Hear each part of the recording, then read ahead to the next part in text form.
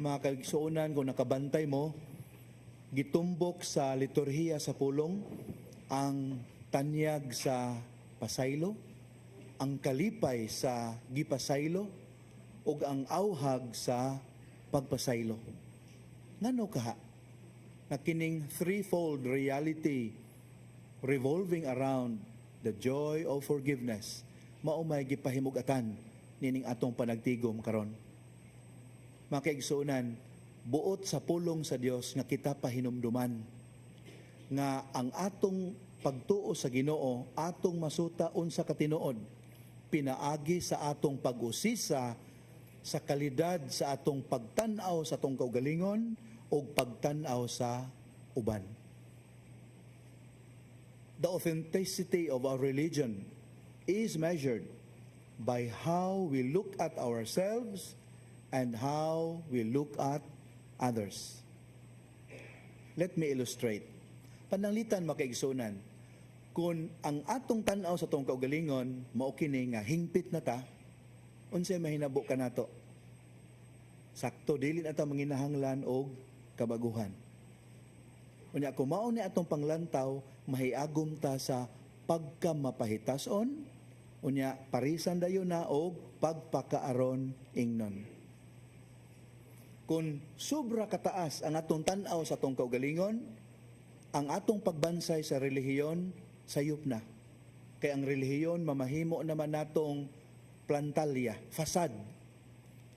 Diin kita mutago uban sa atong gikaulaw nga mga sikreto.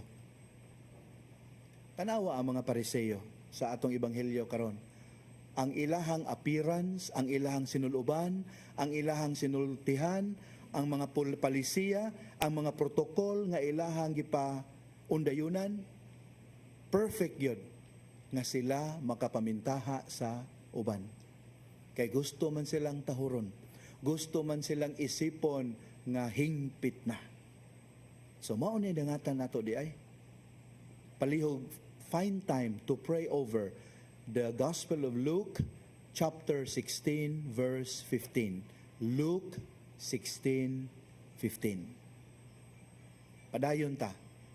Pananglitan sad, kung ang atong tan-aw sa uban ubos ra pod kaysa kanato, unya atong isipon nga mas interesado ta sa ilang kahuyangan, samtang atong gibaliwala ang atong kaugalingon nga mga kakulangan, unsay mahitabo nato?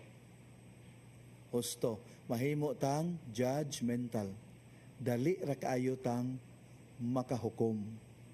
Unya kay dali ra man tang makahukom sa uban, naay mawa nato. And what is that? Our sense of solidarity with the rest of sinful humanity. Kaya ato namang ilain atong kaugalingon, I'm not like them. Namoy na hinumduman ana nga sambingay sa ebanghelyo. Hinumdum mo atong nagampo, usa ka tax collector, ang usa Pariseyo. Ang Pariseyo miyahat sa langit, unya he talked to himself instead of talking to God. Nya nakaingon siya, salamat Lord, I'm not like that tax collector.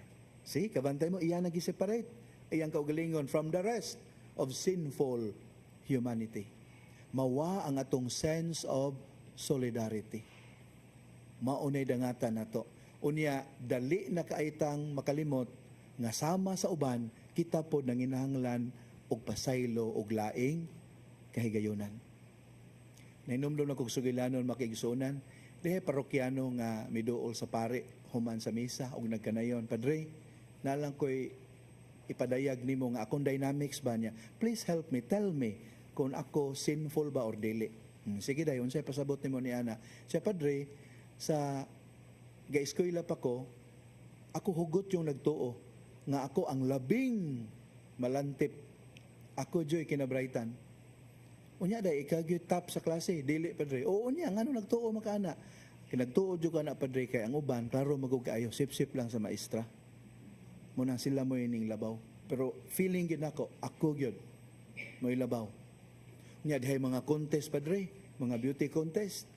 Feeling gid ako Padre, kay apil man sa ko, ang feeling gid ako ang labing gwapa. Pero tungod kay ang uban, kaila sa mga judges, na yung mga bakir nga mga politiko, muna sila yung daog. Pero ako gyud Padre, feeling gyud nako, ako gyud. Nya dinhi pud simbahan Padre, matagtambong na kusmisa. Ang feeling sa nako Pads, ako pud ang labing arang-arang sa tanang mga makasasala dinhi. Ako'y labing arang-arang. So Father, please tell me, am I terribly sinful? Ang pari po yung tutok sa babae na ingon, no, you are not terribly sinful. You are terribly mistaken.